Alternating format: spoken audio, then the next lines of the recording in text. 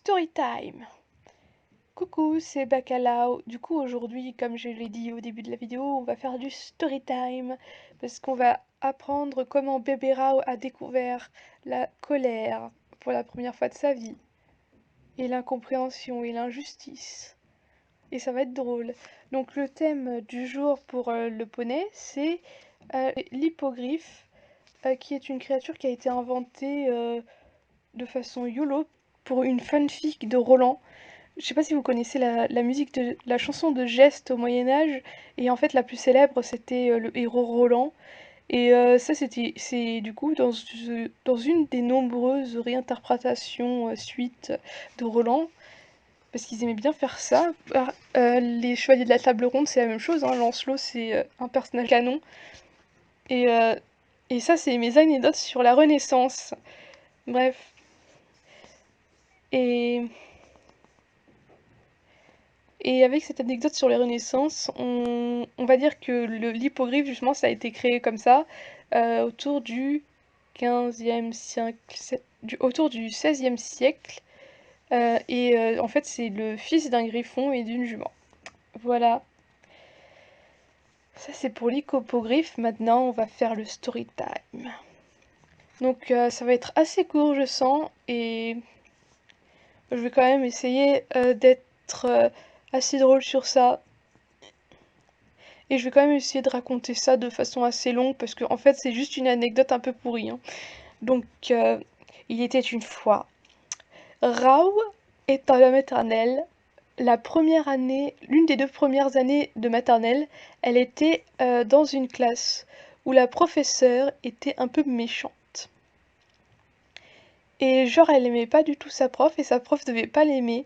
Et des fois la prof elle appelait la maman pour la maman de Rao pour lui dire que Rao passait son temps en dehors du couloir parce qu'elle était punie et qu'elle arrivait quand même à avoir des bonnes notes. Ça, c'est un truc qui me choque, c'est que la prof, je crois qu'elle essayait, on dirait à ces paroles-là qu'elle essayait de me faire rater mon année mais qu'elle n'y arrivait pas. Mais bref. Et un jour, la professeure de Rao a demandé à tous les élèves de faire un dessin de leur portrait avec juste la tête sur une feuille A4. Rao a donc décidé dessiner sa tête en faisant un grand cercle, mais il y avait du blanc dans son dessin et très et elle a toujours été très effrayée par tout ce qui est vide dans les dessins. Alors Rao a rajouté un cou et puis un petit corps, et puis elle a rajouté une robe de princesse qui du coup forme deux petits demi-cercles entre ses hanches, autour de ses hanches. Et quand elle rend le dessin à la maîtresse regarde le dessin et dit que c'est moche. Et elle lui dit qu'elle avait demandé un portrait et, et que du coup elle voyait des bras et qu'elle aimait pas et qu'elle voyait des jambes pour la robe de princesse et qu'elle aimait pas ça. Et du coup elle a dit que la note elle serait mauvaise, etc., etc. Alors Rao était très en colère par cette injustice parce que ce qu'elle avait fait c'était un chibi. Et elle avait quand même respecté le fait de faire son visage, même si c'était pas bien proportionné. Alors elle s'est mise en colère et elle a récupéré son livre. Et après, Rao ne se souvient plus de ce qui s'est passé. Donc ça va rester comme ça.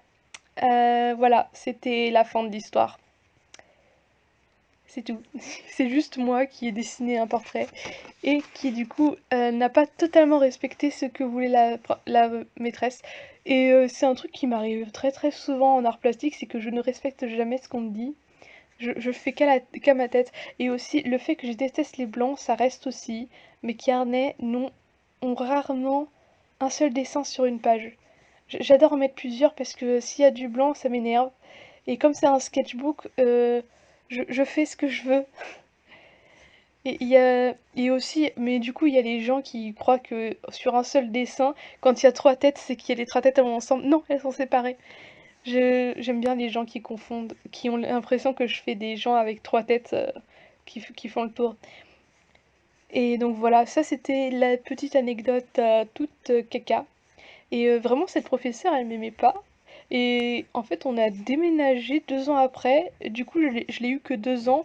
Et cette anecdote en fait j'ai toujours cru que c'était après. Mais d'après ma mère, c'était cette prof-là parce qu'elle était vraiment méchante. Je crois que et on se dit et on se dit vraiment qu'elle me détestait, hein. J'étais une enfant dynamique, ok? Voilà, c'était la première personne, ça doit être la première personne qui me détestait dans ma vie.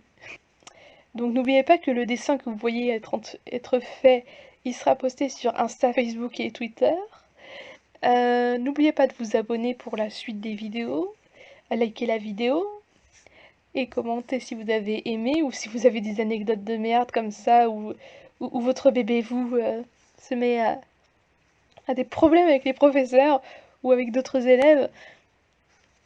Et comme ça, on pourra discuter de nos vies un peu pourries et des expériences qu'on a eues. N'oubliez pas de partager la vidéo et on se retrouve demain. Bon bye!